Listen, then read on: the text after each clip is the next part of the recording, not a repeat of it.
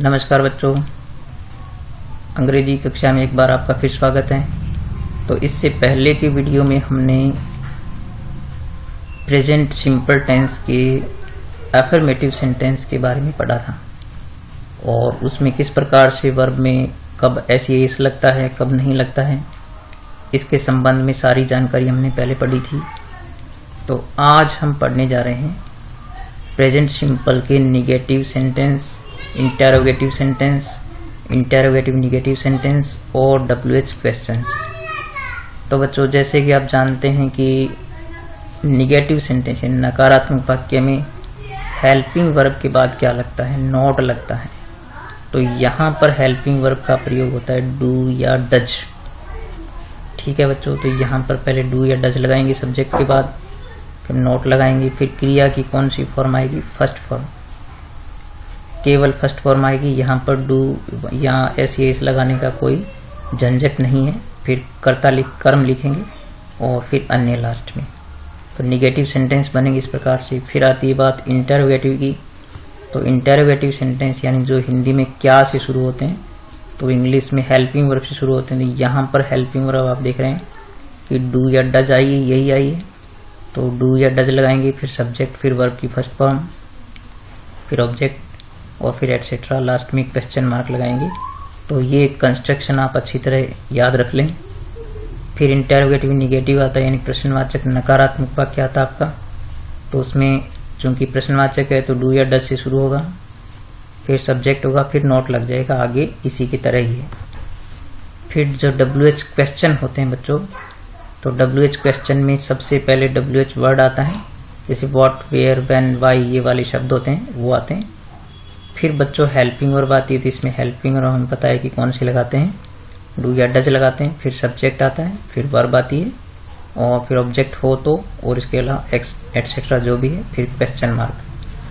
तो अब बच्चों यहाँ पर मुख्य बात आती है कि डू या डज का प्रयोग कहाँ होता है।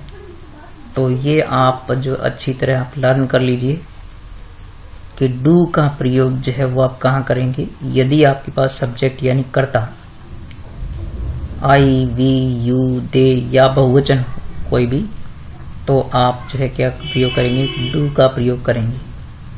और यदि आपके पास कर्ता क्या हो, ही, शी, इट, एक वचन या किसी का नाम हो, तो आप क्या प्रयोग करेंगे? डज का प्रयोग करेंगे। तो ये हो गए डज के प्रयोग। तो ये बात आप अच्छी तरह जान लीजिए, याद कर लीजिए, लर्न कर लीजिए इसको कि कहाँ डू आता है, कहाँ डज आता है। ये कंफ्यूजन नहीं रहना चाहिए। तो यदि बात को आप सही तरीके से याद कर लेंगे तो कंफ्यूजन नहीं रहेगा। और यदि आप आधी बात याद करेंगे और जल्दी करेंगे, जल्दबाजी करेंगे, तो जो है कभी डू लगेगा, कभी डज लगेगा और आपको ये झंझट रहेगा कि क्या प्रयोग करें। तो जैसे आपने फर्स्ट फॉर्म में एस लगाने के बारे में आपको याद करते हैं, उसी प्रकार यहाँ भी आप लर्न कर लीजिए। तो ये यहाँ पर जो है ये नियम जानने के बाद हम कुछ वाक्य ट्रांसलेट करके देखते हैं। तो हम पहले कुछ निगेटिव सेंटेंस लेके देखते हैं। जैसे एक वाक्य हम लेते हैं यहाँ पर, मैं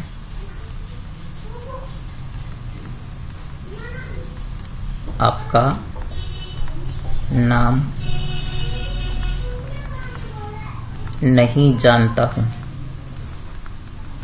तो इस प्रकार से आप ये देखें कि ये यहाँ आ गया कि मैं आपका नाम नहीं जानता हूँ, नकारात्मक हो गया, और जानता हूँ ये इंडेफिनिट टेंस का वाक्य हो गया, सिंपल का हो गया। तो बच्चों सबसे पहले हम यहाँ जो हमारी कंस्ट्रक्शन है, सबसे पहले सब्जेक्ट आता है। तो सब्जेक्ट इसमें हो गया आई यानी मैं हो गया यहाँ पर। तो यहाँ लिखेंगे आई, फिर डू या डज का प्रयोग करेंगे हम। यहाँ पर आप देख सकते हैं कि ये रहा डू या डज। तो बच्चों ये नियम हमारा कहता है कि आई के साथ हम क्या लगाते हैं? डू लगाते हैं। तो यहाँ पर आ जाएगा आई, डू, और फिर हम लिखेंगे नॉट, आई डू नॉट। और जानना होता है नो, KNOW।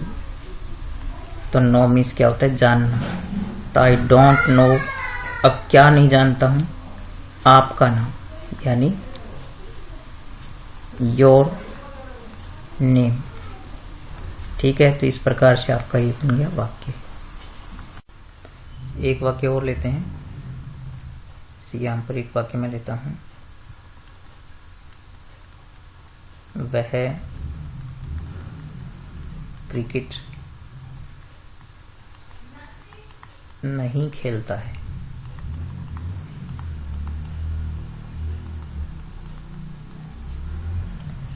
तो इसको ट्रांसलेट करेंगे। सबसे पहले देखो ये निगेटिव सेंटेंस है, तो हम इसका सब्जेक्ट लिखेंगे। सब्जेक्ट हो गया ही, तो ही सब्जेक्ट हो गया। तो अपने नियम के अनुसार यहाँ देखते हैं कि ही आने पर सब्जेक्ट ही या किसी का नाम हो तो डज लगाते हैं। तो ही, फिर हेल्पिंग वर्ब आ गई डज, फिर लगाएंगे नॉट, ही डज नॉट।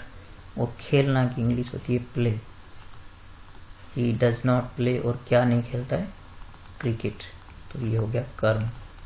तो he does not play cricket. इस प्रकार से ये नकारात्मक वाक्य बन गया। अब हम एक दो जो है वो प्रश्नवाचक वाक्य लेकर देखते हैं। जैसे क्या तुम उसे जानते हो। तो ये इंटरोगेटिव सेंटेंस क्या से शुरू हो रहा है, तो इंटरोगेटिव हो गया। तो इंटरोगेटिव हम इस प्रकार से ट्रांसलेट करेंगे। तो सबसे पहले डू या डज लगाएंगे। तो बच्चों सबसे पहले हम सब्जेक्ट देखेंगे। सब्जेक्ट हमारे पास है तुम के साथ आएगा यहाँ पर देखो आई वी यू, तो यू के साथ आता है डू। तो यहाँ सबसे पहले लिखेंगे डू यू, और फिर वर्ब की फर्स्ट फॉर्म आएगी। तो जानना की इंग्लिश क्या होती है, डू यू नो, और उससे की इंग्लिश होगी हिम, तो डू यू नो हिम। इस प्रकार से बन गया बच्चों। और जैसे एक वाक्य और लेते हैं, क्या बच्चा आम खाता है। तो इस प्रकार से ये इंटरोगेटिव, तो इसमें बच्चों सब्जेक्ट हो गया बच्चा। तो बच्चा सिंगुलर हो गया, तो सिंगुलर के साथ हम यानी एक वचन के साथ हम डज लगाते हैं। तो बच्चों यहाँ हम लगाएंगे डज। तो बच्चा यानी एक बच्चा सिंगुलर हो गया, तो अपने लिख देंगे डज द चाइल्ड। खाना की इंग्लिश होती है ईट, ये वर्ब हो गई ईट। डज अ चाइल्ड ईट, क्या खाता है, मैंगो। तो क्या का जवाब देने वाला हमेशा कर्म होता है, तो मैंगो हो गया इसमें। तो इस प्रकार से वाक्य बन गया। अब हमें एक इंटरोगेटिव निगेटिव सेंटेंस लेकर देखते हैं। जैसे क्या अध्यापक एक प्रश्न पूछता है। तो क्या अध्यापक एक प्रश्न नहीं पूछता है, तो यहाँ हम क्योंकि इंटरोगेटिव निगेटिव ले रहे हैं, तो यहाँ हम लिखते हैं क्या एक प्रश्न नहीं पूछता है। तो नकारात्मक लेते हैं, प्रश्नवाचक नहीं पूछता है। तो इस प्रकार से इसमें अध्यापक सिंगुलर हो गया, एक वचन हो गया। तो बच्चों हम लिखेंगे यहाँ पर डज, तो डज आएगा, फिर सब्जेक्ट आएगा यानी डज द टीचर, और नहीं पूछता यानी ये प्रश्नवाचक नकारात्मक हो गया। तो यहाँ पर क्या आएगा, नॉट आएगा। तो डज द टीचर नॉट, अब वर्ब होगी पूछना यानी ask, does the teacher ask A question. तो इस प्रकार से ये बन गया आपका इंटरोगेटिव निगेटिव सेंटेंस। तो यदि आपको पैटर्न ये याद हो जाए तो कोई प्रॉब्लम नहीं है। अब एक वाक्य अपने लेकर के देखते हैं, प्रश्न जो है वो WH प्रश्न लेके देखते हैं। जैसे वह क्या लिखता है। तो बच्चों ये प्रश्न है, WH वर्ड प्रश्न है ये। इसकी पहचान आपको मैंने बताई थी कि पीछे प्रश्नवाचक चिन्ह है और क्या से शुरू नहीं हो रहा है। तो इसमें बीच में क्या आ रहा है, तो ये व्हाट वाला प्रश्न हो गया। तो सबसे पहले क्वेश्चन आ गया व्हाट, क्वेश्चन वर्ड आ गया व्हाट। फिर बच्चों इसकी कंस्ट्रक्शन बिल्कुल इंटरोगेटिव की तरह होती है आगे। तो वह के साथ हम डज लगाएंगे, व्हाट डज, और सब्जेक्ट हो गया ही, व्हाट डज ही, और लिखना की इंग्लिश होती है राइट। तो व्हाट डज ही राइट। तो इस प्रकार से ये वाक्य हम ट्रांसलेट कर सकते हैं। इंटरोगेटिव, निगेटिव सारे किसी प्रकार के वाक्य लें तो हम इस प्रकार से बनेंगे। एक दो वाक्य और बना करके देखते हैं। जैसे मैं एक वाक्य ले रहा हूं आपको, एक चीज इससे और बताना चाहता हूं। जैसे वे कितने पत्र लिखते हैं। तो वे कितने पत्र लिखते हैं, तो यहाँ पर बच्चों संख्या पूछी, यानी कितने पत्र लिखते हैं। तो कितने संख्या के लिए जो शब्द काम में लिया जाता है क्वेश्चन वर्ड, वो होता है हाउ मैनी। तो यहाँ पर हाउ मैनी आएगा। हाउ मैनी यानी कितनी संख्या में। तो अब इसके बाद क्या देखना है कि अपने वैसे तो क्वेश्चन वर्ड के बाद सीधे हेल्पिंग वर्ब लिखते हैं, लेकिन यहाँ पर बच्चों हाउ मैनी, ये 4 वर्ड होते हैं जो आप अलग से याद रखें। एक तो होता है हाउ मैनी, एक होता है हाउ मच जिसमें मात्रा पूछी जाती है हाउ मच, एक होता है हुज, एक होता है विच। तो ये हाउ मैनी से संख्या पूछते हैं, ठीक है, यानी कोई चीज की संख्या पूछते हैं। हाउ मच से मात्रा पूछते हैं, जो चीजें गिनी नहीं जा सकती वो मात्रा पूछी जाती है। हुज यानी से मालिक पूछते हैं, किसका, किसकी या किसके पूछते हैं। और विच यानी कौन सा, ये वस्तुओं के चयन में काम आता है। तो ये जो 4 प्रकार के प्रश्न इनसे बनते हैं। इनके बाद यहाँ पर क्या है कि सब में नाउन लिखी जाती है, जिस नाउन के लिए इनका प्रयोग हुआ है।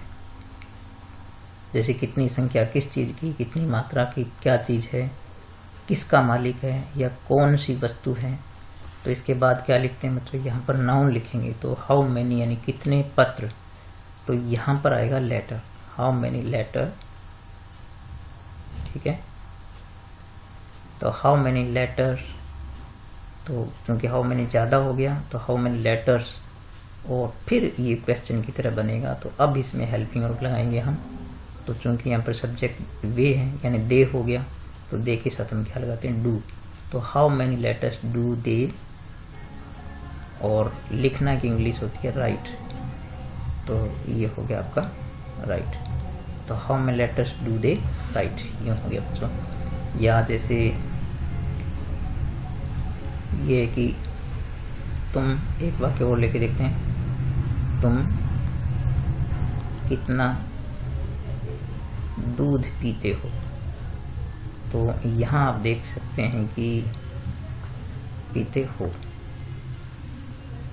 तो यहाँ पर हम देखते हैं कि दूध चूंकि गिनने वाली चीज नहीं है, मात्रात्मक वस्तु हो गई। तो यहाँ पर कितना की इंग्लिश हम क्या लिखेंगे, ये वाली हाउ मच लिखेंगे, ठीक है। तो हाउ मच आएगा यहाँ पर। और हाउ मच यानी किसकी मात्रा पूछी आपसे, दूध की मात्रा पूछी, तो हाउ मच मिल्क आएगा, हाउ मच मिल्क। फिर ये क्वेश्चन की तरह बनेगा। अब हेल्पिंग वर्ब लगेगी, तो तुम के अनुसार क्या आता है, डू आएगा, यू के साथ डू लगता है। How much milk do you. और फिर पीना, तो वैसे बच्चों ड्रिंक होता है पीना, तो यहाँ पर आप ड्रिंक लिख सकते हैं। वैसे ड्रिंक जो है वो पानी पीने के लिए या चाय दूध पीने के लिए काम में नहीं लेते हैं। तो इसके लिए आप या तो वर्ब टेक भी काम में ले सकते हैं, जैसे how much milk do you take. तो यहाँ भी ये भी या ड्रिंक लिख सकते हो आप। जनरली ड्रिंक यहाँ काम में नहीं लेते हैं। तो ये इस प्रकार से जो हाउ मच हाउ मैनी, इनसे 4 प्रकार के प्रश्न बनते हैं। बाकी जो अन्य इनको छोड़ करके आपके पास 11 क्वेश्चन वर्ड्स और होते हैं। उनमें जो है सीधी क्वेश्चन वर्ड के बाद क्या आती है, WH वर्ड के बाद यहाँ पर सीधी क्या आती है, हेल्पिंग वर्ब आती है। लेकिन इन 4 में जो है इनके बाद क्या आती है, नाउन आती है। यहाँ पर नाउन आती है, नाउन के बाद क्या आती है, हेल्पिंग वर्ब्स आती है।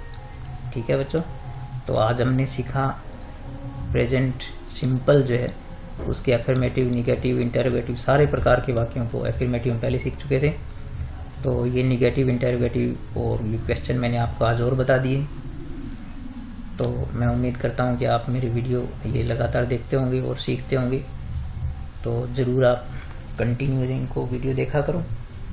मेरे चैनल पर जो है सब्सक्राइब करने के बाद लिस्ट में मेरे कंटिन्यू जो है आपको ये नाम से वीडियो मिल जाएंगे, तो आप देखें और सीखें ज़रूर। मैं आपको बिल्कुल एकदम यूँ मान लीजिए कि बिल्कुल सामान्य स्तर से सिखाने की कोशिश करता हूँ।